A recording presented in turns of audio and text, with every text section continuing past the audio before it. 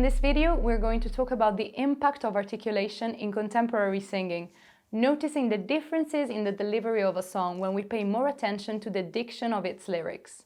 Having good articulation will improve the rhythm of your melodic line. It will help you when your notes are quite low in your register, and if you're struggling with volume, it will give your lyrics more definition. It will ultimately make your sound more connected to the rest of the music. Please note that this is a course in English, and all the examples we'll be working on belong to the English language. However, the same concept applies for all languages where consonants and vowels have very different roles. In fact, if you think about it, vowels are almost the only actual sung part of a word. The majority of consonants represent almost an obstacle, a stop to the sound that will force our vocal tract to change shape and open back up again when we reach a new vowel. We can divide consonants in the English language in a few categories. Let's see what they mean for singing. M, N, and NG are nasal consonants. M, and m.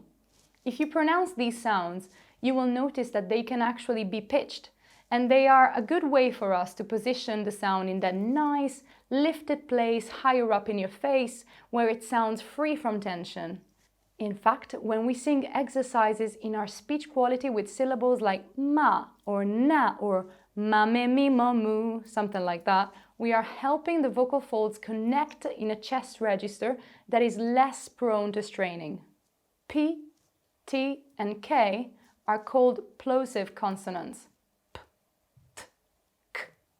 They always create a certain amount of air pressure, so when we sing them, we need to be mindful of our air management, or we will end up spilling a lot of air into the sound.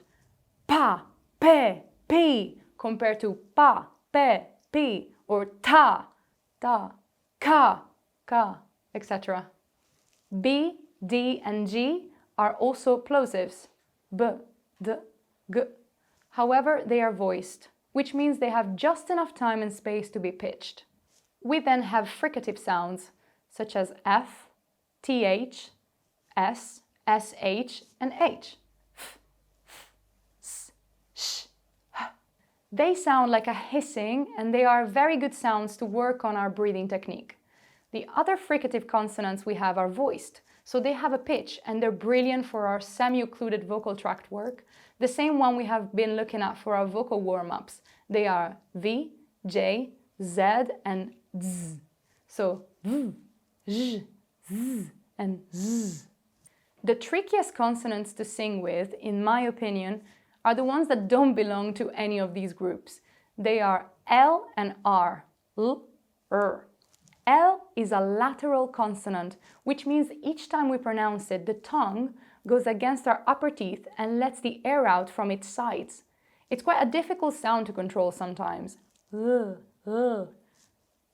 R is called an approximant consonant, which means that it gets very close to the teeth, but it doesn't quite touch them, compared to a rolled R sound, R versus R.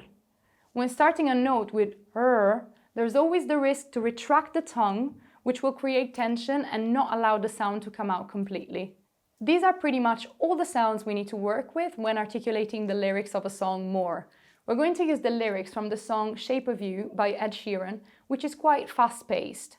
If we don't pay particular attention to enunciating the words here, we won't bring the same brightness and clarity to the vocal delivery. I'm going to show you what I mean.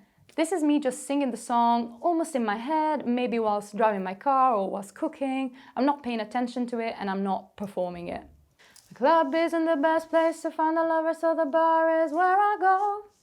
Me and my friends at the table doing shots, drinking fast, and then we talk slow. And you come over and start up a conversation with just me, and trust me, I'll give it a chance. Now take my hand, stop, put on the man on the jukebox, and then we start to dance, and I'm singing like... As you can hear, it sounds pretty relaxed, not particularly groovy or caring about the rhythm, just quite lazy to be frank. This is absolutely fine if this is the intention of the song. However, if we are singing something upbeat, we want to be rhythmic in our singing. Think of Michael Jackson, Beyoncé, Ed Sheeran, Tina Turner, Stevie Wonder. All of these artists have amazing rhythm skills that they convey in their singing to make us dance as if they were literally part of the rhythmic section of the song.